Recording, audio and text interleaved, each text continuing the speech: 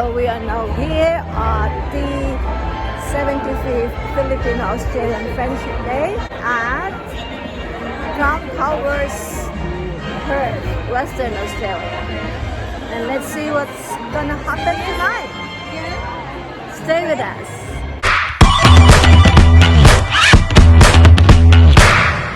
Mabuhay.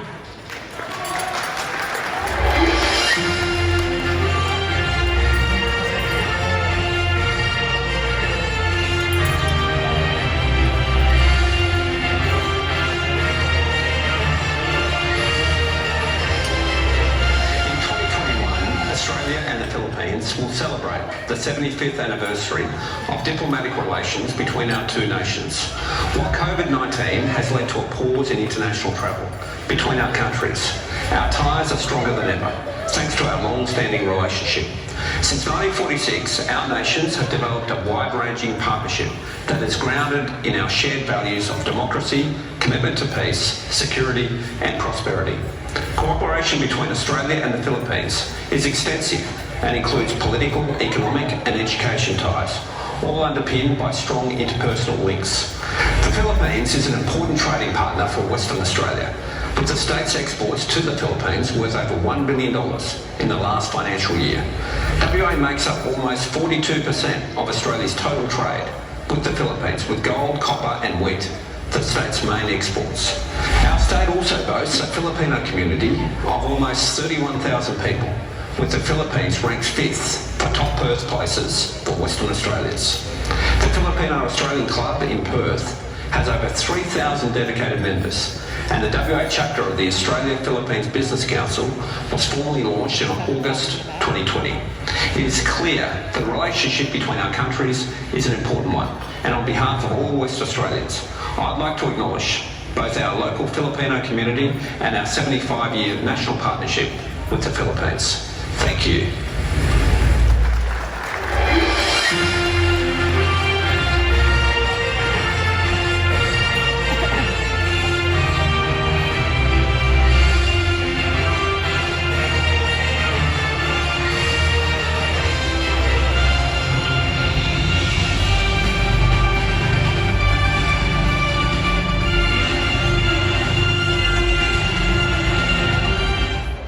The Philippines and Australia are old friends.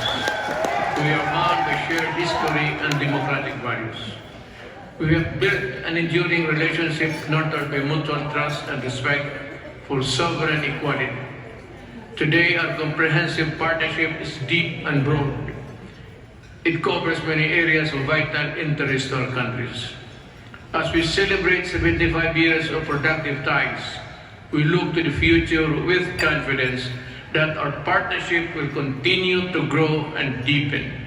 Let us work more closely together to achieve greater peace, progress, and prosperity for our countries and the larger Asia-Pacific region. Mabuhay!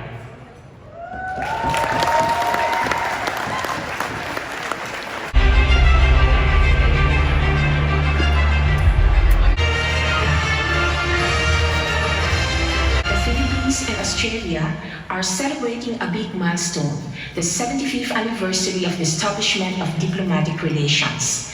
We established formal diplomatic relations with the declaration of an independent Philippine Republic on 4 July 1946. On the eve of the inauguration of our republic, then Philippine President Manuel Rojas broadcasted his greetings to Australia, stating it was from their continent that the avenging allies began the great advance which ended with the restoration of freedom to our land.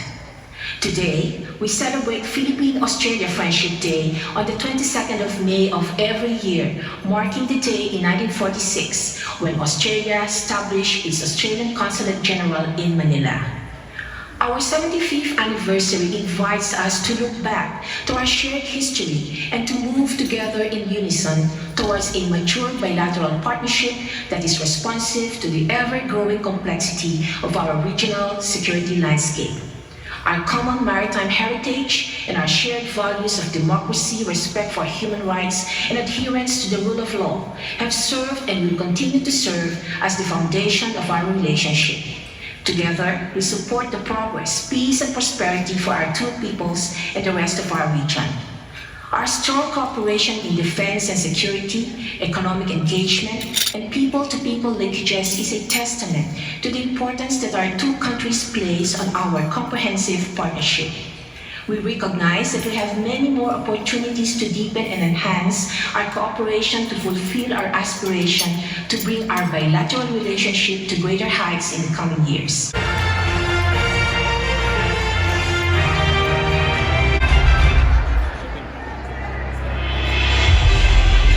It's a 550 capacity ballroom full of Fil-Aussies. But before I go ahead, I'd like to acknowledge the presence of the Honorable Tony Buti, MLA, Minister for Finance, Lands, Sports and Recreation, Citizenship and Multicultural Interests.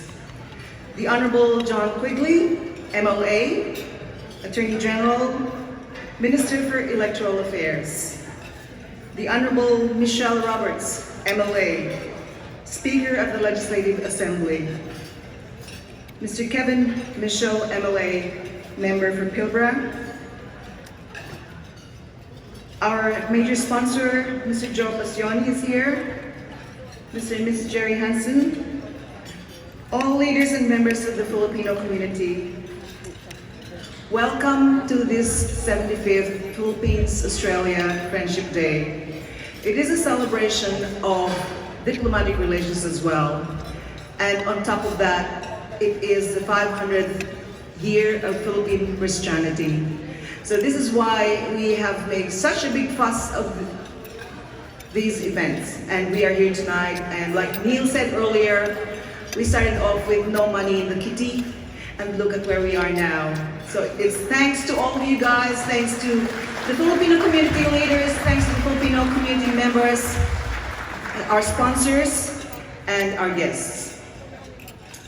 Much has been said about the origin or the beginning of this Friendship Day. So it started in 1946 when, like Neil said earlier, the mission, the Australian mission was established in Manila.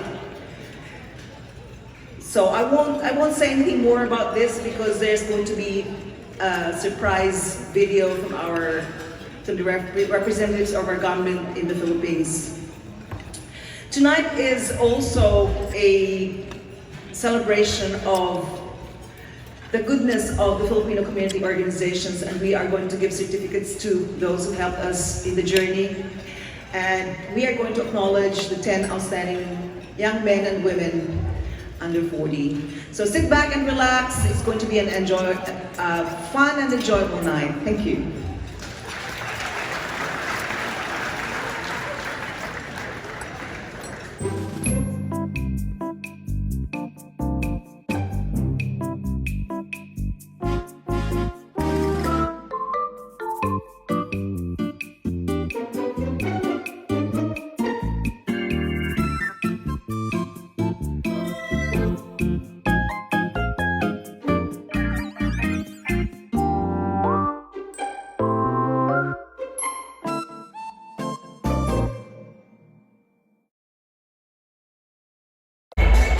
Trying to have a look at what we have to eat tonight here at the 75th Philippines-Australia Friendship Anniversary. I was told this venue can have or can accommodate 500 plus people. So you can see how big this one is. There you go.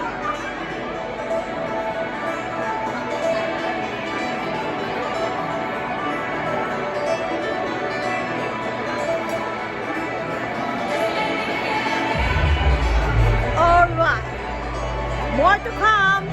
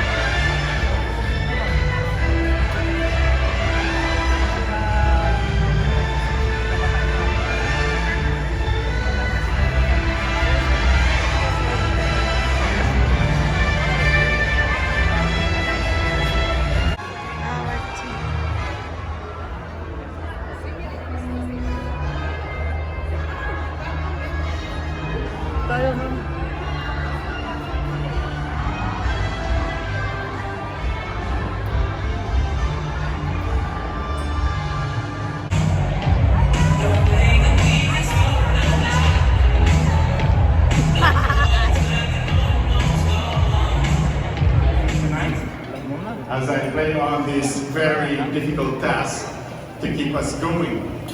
Okay, so once again, good evening everyone, and let's celebrate the 75th anniversary of the Philippines and Western Australia diplomatic relations. Ladies and gentlemen, to entertain us with their number, they have prepared hard for this one. Ladies and gentlemen, let's all welcome the group of dancers representing the Philippine-Australian Health Workers Association, FAWA. Let's give them a round of applause.